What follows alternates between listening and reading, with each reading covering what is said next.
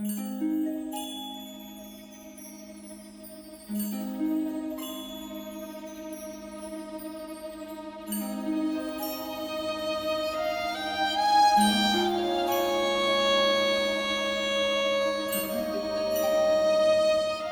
po si Lydia Miligrito Estabilio, 38 years old, tiga Galban, Gimban, Nueva Ecija. May anak akong may sakit sa puso, si John Rex M. Estabilio, 13 years old. Panganay ko sa dalawang anak.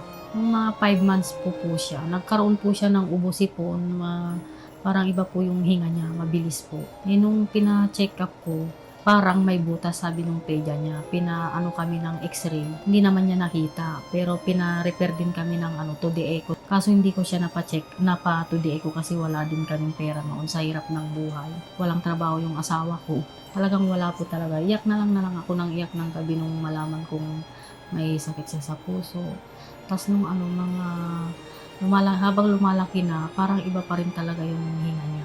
Tapos pina-check up ko siya dito sa clinic. Ayun, sabi niya, kailan pa to ate? Sabi niya, nung baby pa siya meron talaga may sakit siya sa puso, sabi niya. Nung sinabi niyang, pagamot mo yung anak mo kasi pag di mo pinagamot, mamamatay siya, sabi niya. Gusto mo bang mawalan ng anak? Sabi niya, ayun, iyak na ako ng iyak. Di ko na alam ang gagawin kung paano mag-uumpisa. Pero hindi ko sinasabi sa kanya. Mga grade 5 po siya nung sinabi kong oo, dun ko palang nasabi kasi takot din po ako. Pero parang kinakabahan din siguro nun. Nakikita ko parang natutulala din. Sabi niya, ma, bakit di mo ako pinagamot? Sana nung baby pa ako, sabi niya. Masakit na yung gusto mo talaga ipa-opera noon, na gusto mo ipagamot talaga, wala talaga. Tuwing gabi umiiyak ako, sabi ko pag sinasabi ko na lang sa mga kapitbahay yung nararamdaman ko, talagang masakit sa ina na magkaroon ng isang may sakit sa puso. Yung sinasabi na yan, may sakit sa puso, yung naiisip ko yun pag kaya pinilit ko talagang pinagamot siya, pinilit ko talaga. Kasi yung may mga naririnig rin akong mga sabi-sabi ng iba na, yan, may sakit sa puso, yun, wag niyo siyang parang sinasabi nila, wag niyong awayin. Kasi nung inaaway din siya nung yung mga kasi nagbabasketball pa yan nun, doon ako na kasi wag niyong awayin kasi may sakit sa puso yan. Kaya gusto ko rin siyang maging isang normal na bata. Kaya pinilit ko po siyang ma-operan. May tao lang na tumulong po sa akin. Ako po si Rowena Mayor Alikaway. Bale, yung anak ko po ay pangalawa po sa anak. Bale, yung case po niya ay BSD. May butas po siya sa puso. Tapos mayroon po siyang baradong ugat sa kanyang daluyan po ng dugo, papunta sa kanyang puso. 2 months old po, na-detect ko po na mayroon siyang murmur nung pina-check up ko po siya sa health center sa amin. Kasi mayroon po siyang ubot sipon.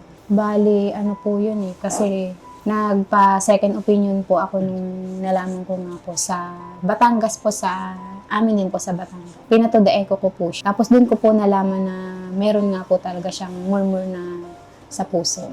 Parang naghanap-hanap po kami ng pwedeng makatulong sa amin, nag-research po. Tapos siguro 6-month-old po siya, nagkaroon po siya ng pneumonia, na-confine po siya sa hospital ng 1 buwan. Tapos dun po, kailangan po ng doktor sa puso para po mabigay yung mga gamot na kailangan kasi nga po meron siyang butas sa puso. Tapos yun na po yung doktor niya hanggang naging 8 years old po. Yung doktor na nag-check up sa kanya, tapos nabibigyan na po siya ng mga gamot. Itong taon pong to, last year, doon ko po nalaman na nung bumalik po ako sa kanya, kasi 2021 po hindi ako nakabalik sa doktor niya. Kasi nagkaroon po noon ng pandemic.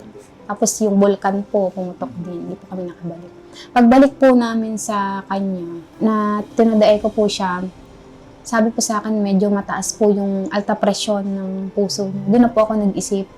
Tapos sabi po sa akin ni Doc, ay dapat nagtatanong ka sa mga naoperahan ko na pasyente na. Doon po ako nag-isip. Tapos nga po, doon na ako na kailangan na talagang operahan. Naghanap po ako ng pwedeng makatulong sa amin. Yun nga po yung sa Jayden and Prince. Bali yung asawa ko po kasi, kaming dalawa po yung naghatid sa operating room. Pero yung asawa ko po talaga yung nagpantay kasi may ubot sipon po ako noon Bawal po kong lumapit sa kanya. Pero talagang nandun po yung saya, nandun yung kaba, halo-halo na po. Ang nasa utak ko po talaga nun, positive lang. Kasi pinagkatiwala ko na po talaga sa Diyos yung anak ko. Kung ano yung kalooban niya, tatanggapin ko. Pero kalooban niya na ang anak ko ay madugtungan ng buhay. Kaya po, masaya po kami. Halos, tulo na ako ang luha ko. Hindi po ako mapakali. Sa 4 na oras ko pong pag-iintay na yun, ikot po ako doon sa loob ng, sa labas po ng pinto ng OR. Sana po ang aking anak maayos na mailalabas sa operating room. Ayun po, sa awa naman po ng Diyos, lumabas po si Dr. Garcia. Sabi niya po sa akin huwag na po ako mag-alala. At successful po ang operation.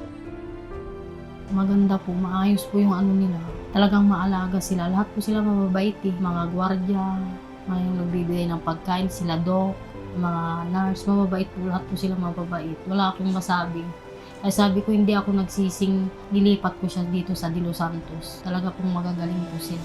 Every Sunday, kahit umuulan, bumabagyo, talagang nagsisimba ako. Sabi ko, Lord, ibigay mo naman na kahit bago mag-14 yung anak ko. Binigay naman niya. Sa awa ng Diyos, binigay niya bago siya mag-14. Bago siya magsabi ko, bago naman mag-14, maoperahan na yung anak ko. Sabi ko, binigay naman ni Lord. Kaya kahit bumabagyo talaga noon, talagang pinilit kong magsimba. Kasi kahit nung bumabagyo po talaga, nagsimba po kami. Halos lahat sila talagang, hindi lang bilang doktor yung ginagampanan nila eh. Nakita ko kay Doc Go na gusto niyang tumulong talaga. Kasi bihira yung mga doktor na ganyan, na sila yung gagawa ng paraan. Na, yun nga po, kulang kami sa GL. Pero ako desidido na po akong operahan yung anak ko. Pero, nakita ko sa kanila bilang mga doktor, hindi lang bilang doktor, yung pagtulong sa kapwa talaga. Na gusto nila talagang tumulong. Kaya po, nagpapasalamat talaga ako sa mga doktor dahil hindi dahil nila, hindi magkakaroon ng pangalawang buhay yung anak ko.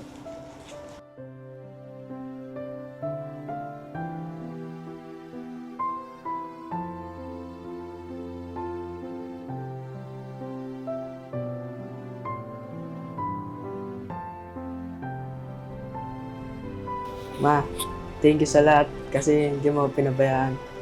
Thank you po sa inyo lahat. Kung wala kayo, hindi po magiging successful yung surgery ko. Ano daw yung gusto mong pagkain? Doktor na lang, dito na lang magtatagraw. Dito na.